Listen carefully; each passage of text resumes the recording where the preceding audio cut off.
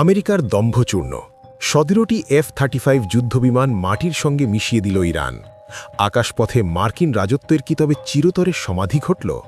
সারা বিশ্ব যখন মনে করত পেন্টাগনের এই যুদ্ধবিমানগুলো কোনো রাডারেই ধরা পড়বে না, ঠিক তখনই তেহরানের আকাশ থেকে নেমে এলো এক মহাপ্রলয়।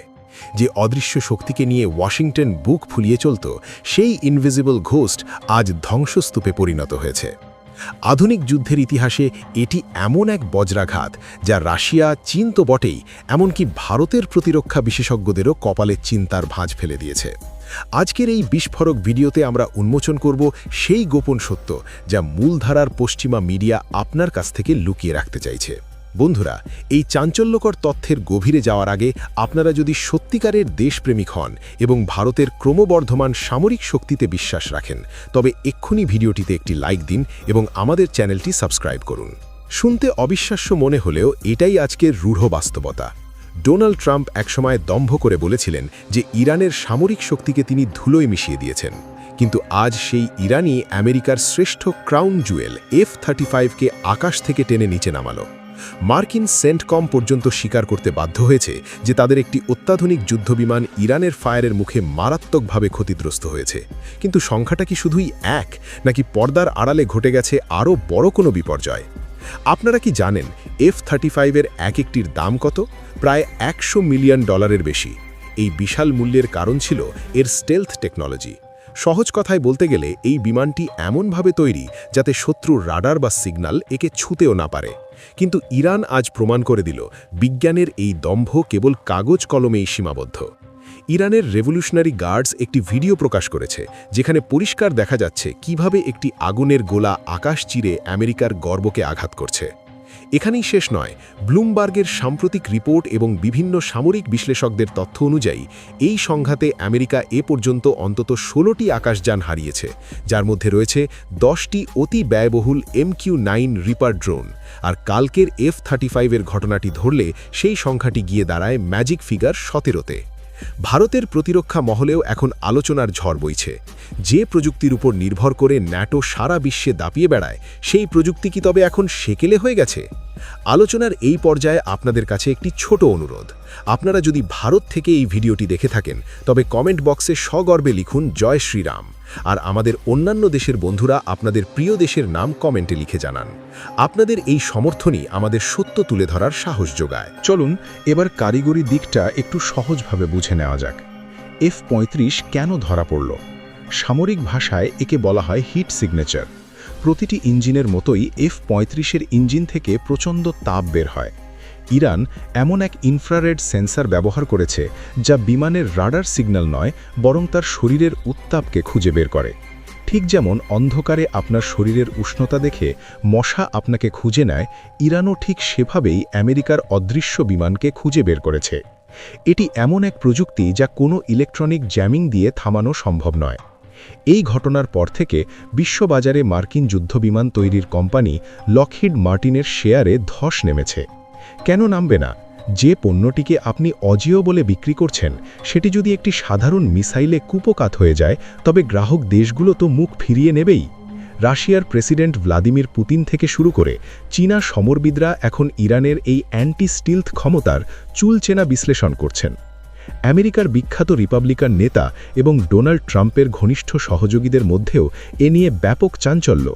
মার্কিন সামরিক বিশ্লেষক এবং প্রাক্তন গোয়েন্দা কর্মকর্তা স্কট রিটার, যার টুইটার হ্যান্ডেলে ব্যাপক জনপ্রিয়তা রয়েছে, তিনি সম্প্রতি এই যুদ্ধের প্রেক্ষাপট নিয়ে একটি গুরুত্বপূর্ণ বার্তা দিয়েছেন।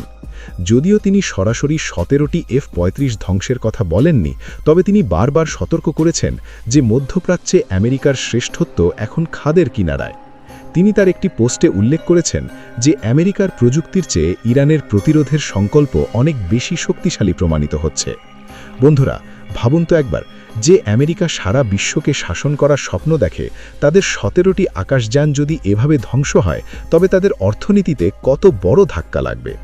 $3.5 বিলিয়ন খরচ করে ভারতও যখন ড্রোন কেনার কথা ভাবছে, তখন এই খবরটি আমাদের নীতি নির্ধারকদের জন্য বড় একটি শিক্ষণীয় বিষয়।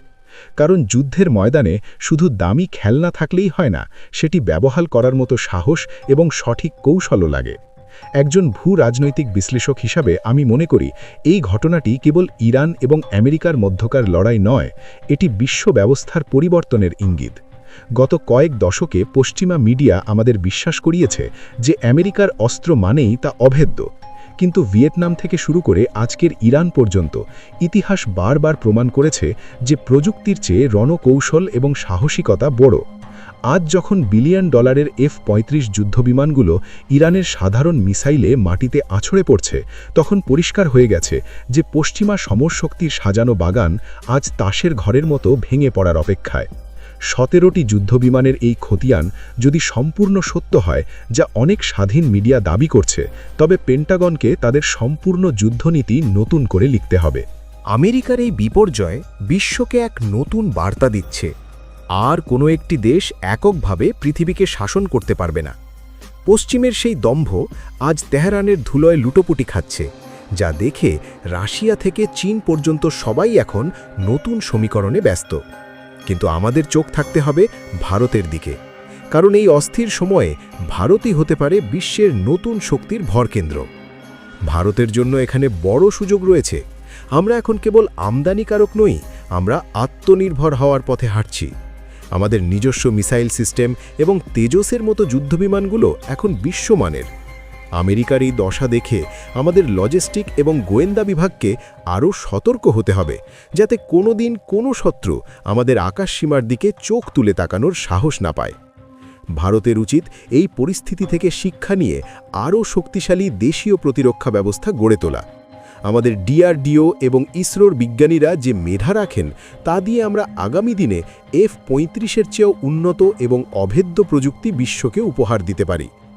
আমেরিকার দম্ভ যখন চূর্ণ হচ্ছে, তখন ভারতকে তার নিজের পায়ে দাঁড়িয়ে বিশ্বকে নেতৃত্ব দিতে হবে।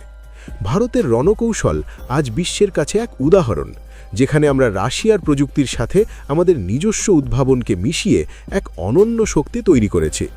মনে রাখবেন, আজকের দুনিয়ায় সেই শক্তিশালী যে তার নিজের আকাশ রক্ষা করতে জানে, আর ভারত সেই রক্ষা কবচ গড়তে এখন বদ্ধপরিকর। পশ্চিমের দেশগুলো আজ হয়তো শোকে মুহ্যমান, কিন্তু ভারতের উত্থান এখন অনিবার্য, যা কোনো শক্তি রুখতে পারবে না। আমাদের প্রতিটি সেনার সাহস আর আমাদের স্বদেশী প্রযুক্তির মেলবন্ধন ভারতকে খুব শীঘ্রই সামরিক মানচিত্রে 1 নম্বরে নিয়ে যাবে। এই যুদ্ধে কার জয় বা কার পরাজয় হলো তা বড় কথা নয়, বড় কথা হলো বিশ্ব এখন একটি মাল্টিপোলার বা বহুমুখী শক্তির দিকে এগিয়ে যাচ্ছে, যেখানে ভারত হবে এক উজ্জ্বল নক্ষত্র। ভারত মাতা কি জয়। আপনারা এই সম্পূর্ণ ঘটনাটি নিয়ে কি ভাবেন? আমেরিকার কি সত্যি পতন শুরু হয়েছে, নাকি এটি কেবল এক নতুন বিশ্বযুদ্ধের সূচনা মাত্র? কমেন্ট বক্সে আপনাদের মূল্যবান মতামত জানাতে ভুলবেন না। জয় হিন্দ।